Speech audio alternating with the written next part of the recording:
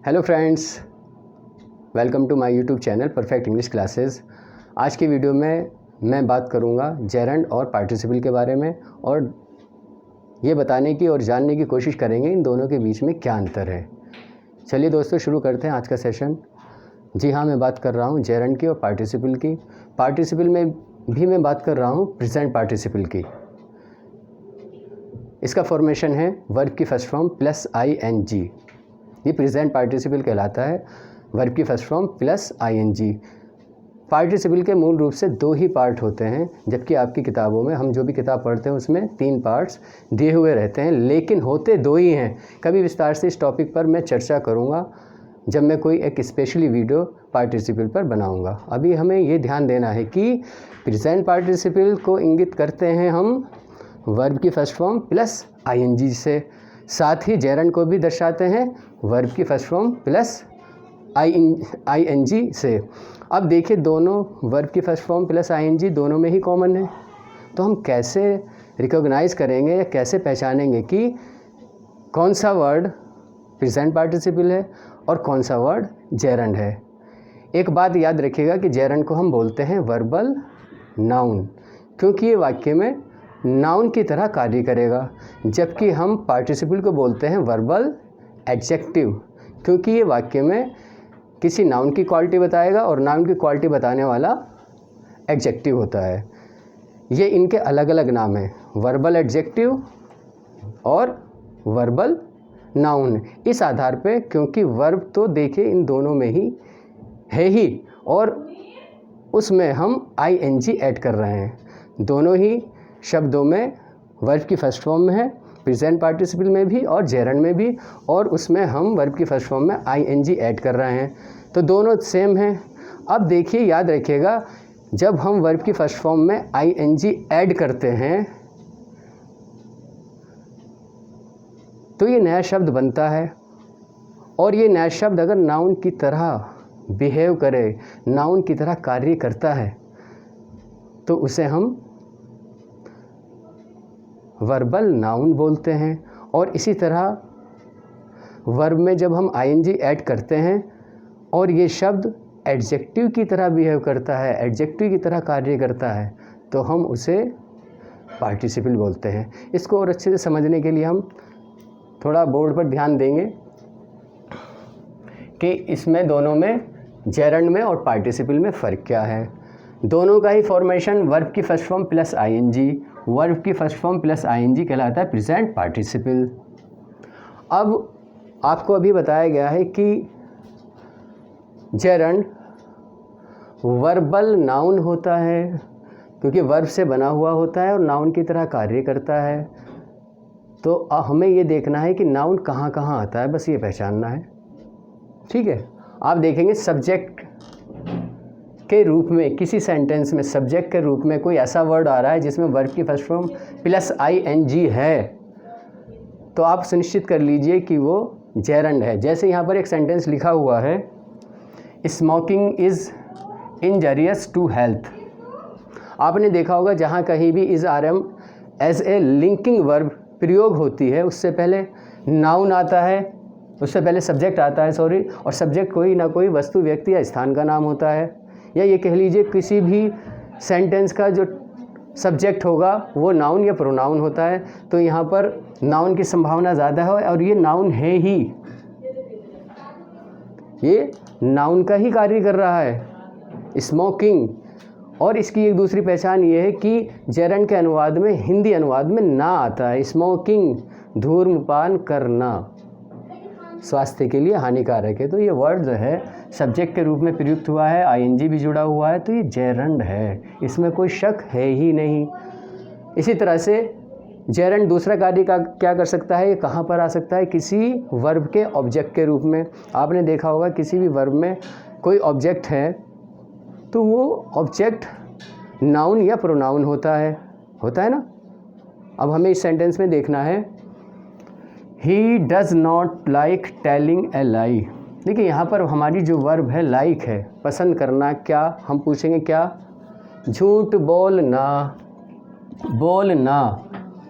देखिए, हिंदी अनुवाद में ना भी आ रहा है और वर्ब के ऑब्जेक्ट के रूप में भी कार्य कर रहा है, प्लस टेल वर्ब की फर्स्ट फॉर्म में आईएनजी जुड़ा हुआ है। तो ये निश्चित हो गया, कंफर्म हो गया कि ये ऑब्जेक्ट है और ऑब्जेक्ट की जगह हमारा ये इस्तेमाल हुआ है वर्ब की फर्स्ट फॉर्म आईएनजी, तो ये जेरंड है। दो काम ये हो गए। इसके बाद आपने कहीं भी देखा है हुआ पजेसिव एडजेक्टिव जैसे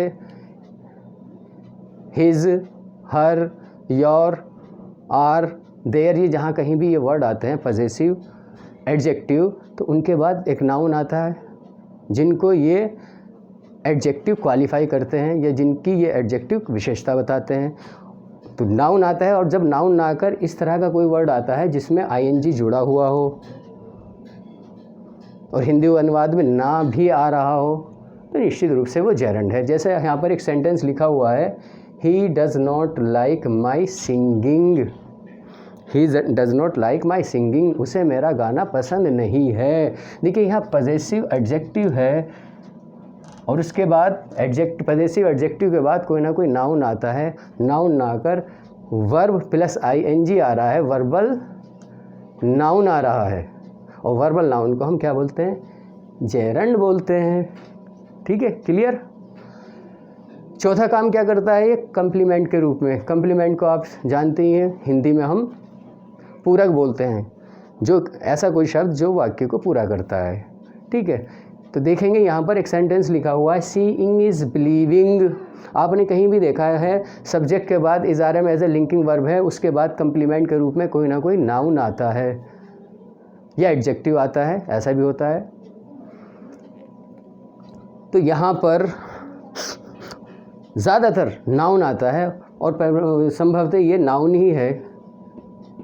बिलीविंग विश्वास करना ना जुड़ा हुआ है, तो ये वर्ब में आईएनजी जुड़ा हुआ है और इसके अनुवाद में भी ना है, तो ये जेरंड है। क्योंकि जेरंड किसी लिंकिंग वर्ब के ऑब्जेक्ट के रूप में या कंप्लीमेंट के रूप में भी कार्य करता है। ये चार कार्य हैं, इस तरह से आप पहचान सकते हैं कि जेरंड क्या क्या कार्य करता है। सबसे पहले किसी वाक्य के सब्जेक्ट के रूप में, किसी वर्ब के ऑब्जेक्ट के रूप में, किसी पजेसिव एडजेक्टिव के बाद नाउन के रूप में, या किसी सेंटेंस में कंप्लीमेंट के रूप में, पूरक के रूप में। आइए अब नज़र डालते हैं पार्टिसिपल पर। हम पहले ही बता चुके हैं कि वर्ब की first form plus ING present participle होता है और इसको हम वर्बल एडजेक्टिव कहते हैं, क्योंकि इसका फॉर्मेशन वर्ब से है और ये किसी नाउन की क्वालिटी बताएगा। किसकी क्वालिटी बताएगा? नाउन की क्वालिटी बताएगा, और नाउन की क्वालिटी बताने वाले शब्दों को हम एडजेक्टिव या हिंदी में विशेषण बोलते हैं। एक ही सेंटेंस आपको मैं यहाँ पर समझाऊंगा और उसी से बात स्पष्ट हो जाएगी कि पार्टिसिपल, प्रेजेंट पार्टिसिपल क्या है।